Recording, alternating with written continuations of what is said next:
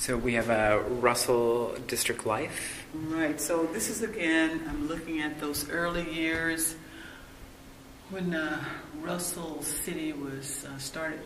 You know, there are a number of immigrants who came over from Europe, those early dairy farmers, Danes and Swiss people. So I've again talked about, given their family names, the Horet family, dairy,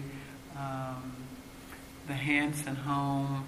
So these family names, I tried to put in as many names as I could. This is the old grocery store, the old train station, and that kind of thing. And I was fascinated when you look at the old school, and I'm always the price of things. So teachers were paid $20 a week.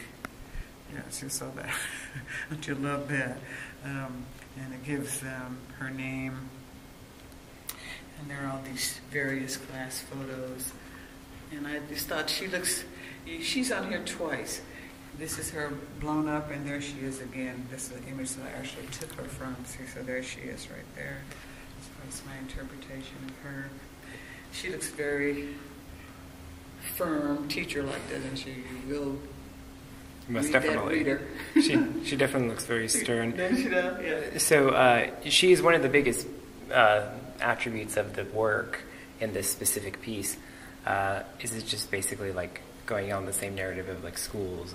It is. See, and the museum's collection has a lot of school images, so that's why you'll see those. But in each one, you'll see I try to pick one person that stands out. So in this case, it's Joe and his wife. And the previous one, it was Miss Williams. And in this case, it's this teacher, and I suspect that that's Miss O'Neill, because that's where I put it in there. But yeah, so there are a lot of other people, and there's always one that's something that's a bit more of a focus. So we're looking at education and community again.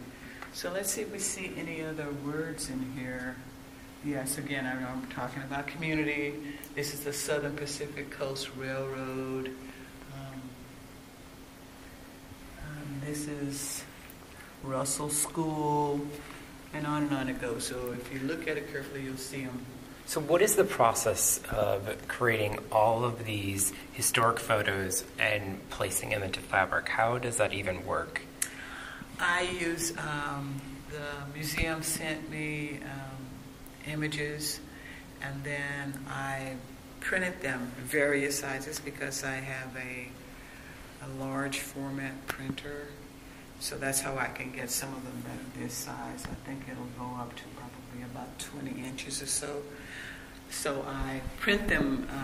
I print them on fabric that I prepare myself. I use a special solution that I use to prepare them, and then I cut them out and place them in there. So I always start with deciding on a color palette for the piece, and I was trying to show enough variation, but also they have to be, the background has to be interesting, but not so overwhelming that you can't really enjoy looking at the story I'm telling. So they're all various, what I consider neutral, so that the highlight is really on the images themselves. Oh, and you know, I was telling you about the previous Joe Russell piece. See, there's that bay. See it going on there? And so it shows the landing that coincides with this. So there's a continuity from this one moving over to this one. Okay. Yeah. So, but anyway, so then I use this is the fiber collage process where I actually prepare all the fabric by ironing it onto an adhesive, and then I cut it up, mix it up, and fuse it or glue it, so to speak, to a background. So then I make this background, and then I go to the next layer when I start to put the pictures. But I usually have an idea of which ones I'm going to use together before. So I'm looking through all those pictures, and I'm prepping all of the materials, and then I put it together. Well, you definitely did it.